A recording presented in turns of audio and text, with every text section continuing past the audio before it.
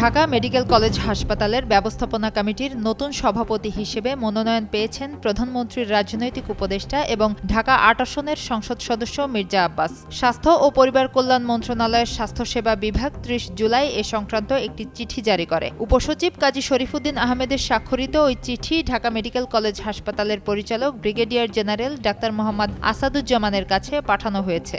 চিঠিতে জানানো হয়, সরকারের নির্দেশক্রমে হাসপাতাল ব্যবস্থাপনা কমিটির সভাপতি হিসেবে মির্জা আব্বাসকে মনোনয়ন দেয়া হয়েছে। এ নিয়োগের মাধ্যমে দেশের অন্যতম বৃহৎ সরকারি হাসপাতালের প্রশাসনিক কার্যক্রমে তার নেতৃত্ব যুক্ত হচ্ছে। এদিকে মির্জা আব্বাস বর্তমানে মালয়েশিয়ার প্রিন্স কোর্ট মেডিকেল সেন্টারে চিকিৎসাধীন রয়েছেন।